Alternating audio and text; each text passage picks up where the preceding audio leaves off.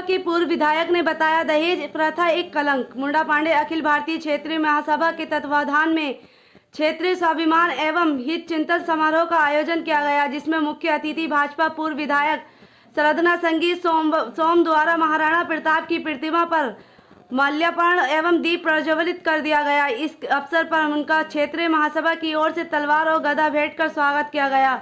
महासभा में बोलते हुए मुख्य अतिथि ने कहा, क्षेत्रीय समाज देश की सुरक्षा प्रदान करने वाला समाज है। पुरुषों के साथ महिलाओं ने भी अपने जौहर दिखाए हैं। देश को अपने खून से सींचकर अखंड भारत बनाया था, जिनको मुगलों द्वारा रोक दिया गया। हमारे पूर्वज महाराणा प्रताप ने जंगलों में रहकर अपने संगठन को मजबूत कर विदेशी अतिथियों से जंग लड़कर देश के गौरव को रोधने से बचाया।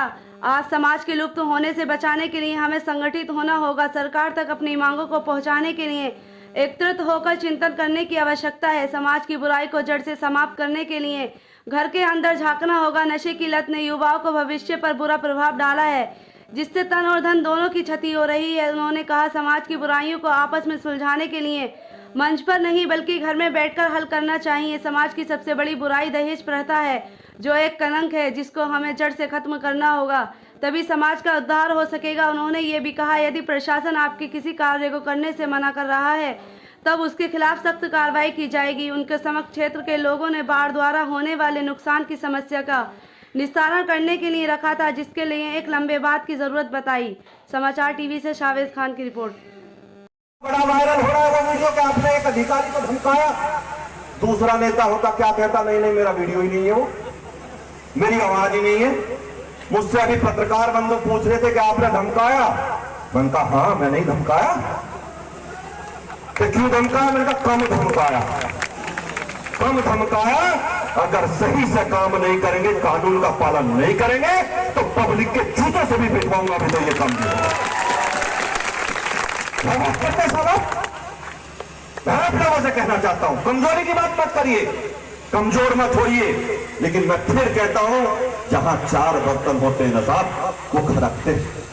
हमारे घरों में भी होता होगा, जहां चार भाई आपस में हो सकता है कोई बात हो, लेकिन भाई की बात डोले मेढ़े की हो सकती है, भाई की बात खेत की हो सकती है, घर के बंटवारे की हो सकती है, लेकिन जहां समाज की बात हो वो पूरे देश की है। उसमें इकट्ठे हो जाइए। उसमें ये मत सोचिए कि फला फला के साथ चलेगा तो मैं नहीं जा सकता, फला ने ऐसा कर दिया तो मैं नहीं कर सकता। मैंने आपसे आज कहा है, ये कसम खा के जाइए, आप लोग हाथ उठा के कसम खाइए कि जिस दिन समाज को जरूरत होगी सब कुछ भूल जाएंगे, काम छोड़ देंगे। अरे क्या नहीं किया आपने? आपने हजारों एकड़, लाखों एकड़, हेक्टेयर अपनी जमीन दान कर दी। इस भारत को अखंड भारत बनाने के लिए हम लोगों ने अपने किले दान कर दिए, हजारों किले दान कर दिए।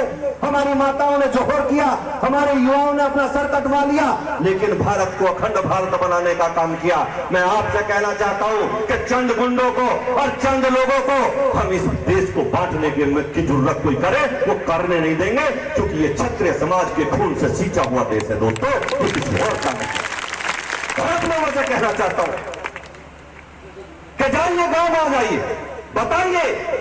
बहुत से लोग कहेंगे कि तुम्हारे जैसे, मैं अभी रामवीर भाई की बात को कह रहा हूँ। मैं अविनाश कुमार चौहान, राजपूत गढ़नी सेना जिलाध्यक्ष मुरादाबाद से। आज हमारे यहाँ जो क्षत्रिय महासभा के राजपूतों के संगठन के बारे में एक महासम्मेलन, महाआयोजन में रखा हुआ, जिसमें मुख्य अतिथि श्री माननीय पूर्व विधायक संदीप सोम सरधना थे और माननीय विधायक जो सुशांत सिंह जी बधाई थे, और बाकी बहुत सारे जो है क्षत्रिय महासभा के पदाधिकारी वगैरह थे, और क्षेत्र की जनता, पूरे राजपूत समाज था, और इस समाज के एकत्र होने की एक बात कही, और आगे संगठित रहेंगे तो ठीक रहेंगे, बटेंगे तो कटेंगे, ये वाली बात संदीप सोम ने कही। इससे मैं पूरे उत्तर प्रदेश के, पूरे भारत के राजपूत समाज से कहता हूँ, समाज चाहे कहीं का कोई भी राजपूत है, वो भाई हमारा, उसका साथ दें, वो संगठित रहें। जैसे कि हमने संगठित रह के ही देश आज़ाद कराया था, संगठित रह के ही हमने बहुत सारे